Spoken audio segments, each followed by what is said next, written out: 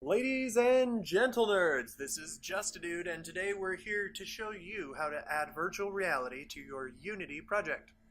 I have Unity 5.6 point something downloaded on my computer right now. You can get the free version if that suits your budget and get going right away. Then you just head over to the asset store. I'm just going to show you a demo on a built-in, just one that's already here. Find something small. I think I saw a really cool little, we're going to make a medieval town. It's going to be an adorable little place. So you just head over to the asset store, find your little medieval town, and import it. It'll add all those assets if you're just creating a game for the first time and want to try out something like this. I mean, it's a bit of a financial investment if you haven't already invested in a virtual reality headset, but creating a virtual reality game can be done even if you don't have the equipment to test it, although it'll be a little bit more difficult. But that's not what we're here for today. So you can see I've got my assets downloaded, and we're probably going to want to add some weapons. So we'll check out some medieval weapons. And of course, free only, because we're cheap like that. And I'll import these as well. And then I'm going to show you the final step, but first, let's go ahead and look at what we got from the medieval project, the medieval town. This whole setup is all easily done. You're going to see that everything is set up so that you can just drag and drop things. It's really convenient and very quick if you're trying to modify a project that you've already done. Alright, so we've got our scenes. Let's open up the demo. There you go. Alright, so now you can see we have a little scene here. And if I hit play, hey, you got a solo, whatever the heck that thing is. yeah, I can look around with the mouse. I can even jump. Look at that. And it's got labels. Very, very nice. Kind of boring. Not really immersive. So we're going to go ahead and just... Okay. I mean, I know you've become emotionally attached to this solenoid thing, whatever that is. Cylinder... Pill. You're attached to the pill, but he's got to go, because we're going to add in something much better. So we delete the pill. And we head over to the asset store, we search Steam VR. And of course, we'll get that to free because Valve has graciously created a really amazing little package for you, and it's all free. And then you can import everything, and it'll give you a lot of extra assets that you can use to create demonstrations if you want. It's all things that they offer you to use free in your game, so it's very convenient. Although it does take a little longer to download. If you're looking to expedite this process, you may just uncheck some boxes when you go to hit that import statement. But as you can see, it's relatively fast with modern internet connections, so you don't really have to worry about it too much. And then, of course, when this is done, it's going to ask you if you accept all these changes to your project. This is going to set your project up to have a virtual reality build. I recommend prior to downloading and installing Steam VR, you clone your project. If you decide later that you don't want to have virtual reality in your project, it's going to be a pain to undo. But for now, we're going to accept everything, and it compliments us, because of course we've made the right decision. And then we're going to just go down to our Steam VR plugin here. I don't know if I'm not in the right one. I don't think so. Alright, so, accept more things. Yay! It's just like an end-user license agreement. Alright, and then you can go down here to your Steam VR prefabs. Select a camera rig and select Steam VR. You don't need status for now. That can be added later if you want to add some, I believe it's user interface, but don't quote me on that. Here you have what you've added to your scene. You can see there's actually a little bounding box, which is your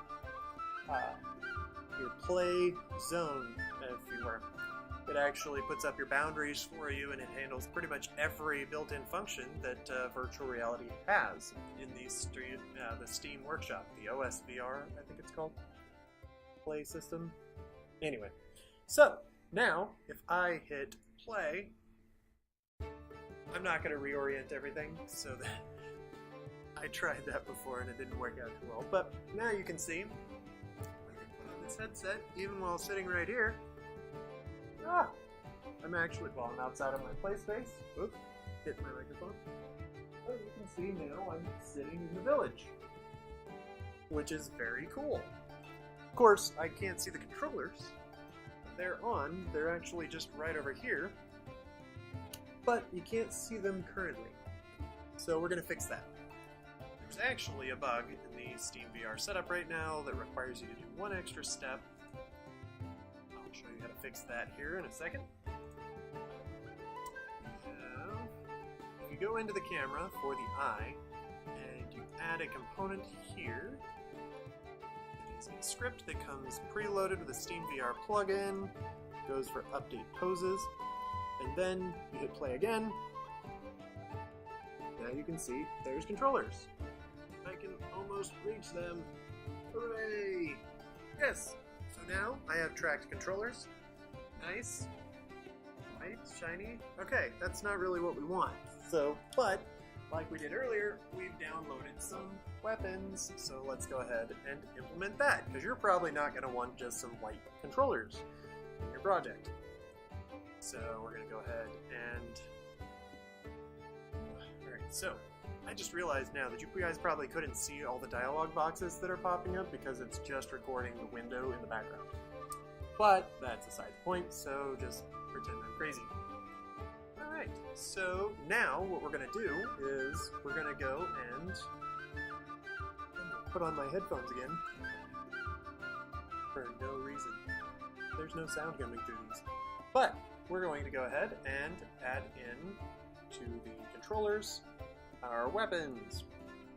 Alright, first things first though, we're going to need to see the controllers while they're not running. So we can just go ahead and set that up. You can look at one controller because they're both currently in exactly the same position. So, and then we're not going to need to see the town, so let's turn off the town. Turn off the terrain, because we don't want to see that either. But now, if we look really closely, there it is.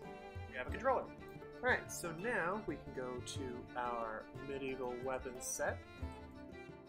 I'll include all the links to these items in the description down below if you want to get them yourselves. Let's see. Let's go ahead and put a shield in your left hand and a sword in your right hand. Alright, so now obviously we and they're a little big probably and definitely not in the right orientation. So we'll go ahead and select the shield. Let's go ahead and rotate that around. I'm going to go ahead and put the shield in a position so that when you hold it with the controller, it actually lines up with where your hand is holding the actual controller. Because when you go and hold the shield, you're going to be gripping it by this second handle on the bottom there. I realize you can't see the mouse, but believe me, that's where you probably hold a shield, is right there on that handle. So we'll go ahead and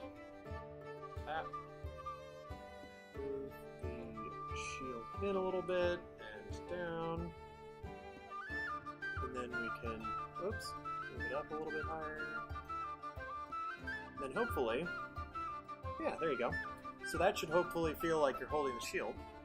Then we go to our sword, and that's definitely going to need some work. Let's go ahead and rotate this way, because we're going to need to have it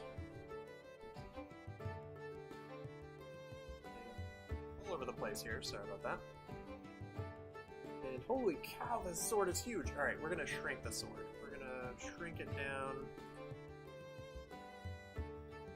Let's see. If I select this guy, just go here. I can shrink it down a little bit so it'll seem a little bit more like it's actually the controller. And then we can just move it down into place. So then, most people, I think, would handle. No, not that. Not that one. That's the wrong one. That's not it. Let's see. That looks like it should go that way. And I'll move this up a little higher, just trying to line it up with the actual controller so that it feels a little bit more natural. But I think the Z-axis is what I was trying to rotate. There you go. Most people, I think, when they hold a sword, they line that up that direction. I hope. Anyway, so now we have our sword and our shield, and we're going to want to deactivate the models because we do not need to see the actual controller models.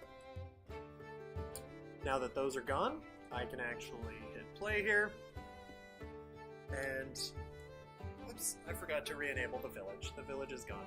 Alright, so let's go ahead back here and re-enable the town, re-enable the terrain.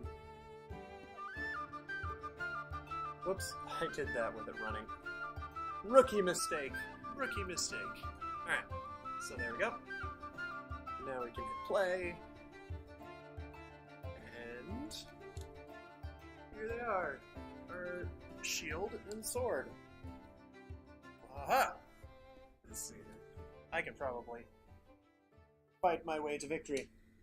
But while I play around with this, thank you guys for watching. If you liked, please let me know in the comments below, and hopefully I'll put up some more videos for you guys showing you other fun tutorials. But yeah, thanks for watching. Like, comment, subscribe, and most of all, stay nerdy. Aha! Aha! Ungar! How about you? Ah! Oh! Like an extra guarding with a shield. It's really fun. Oh! Oh! Thank you.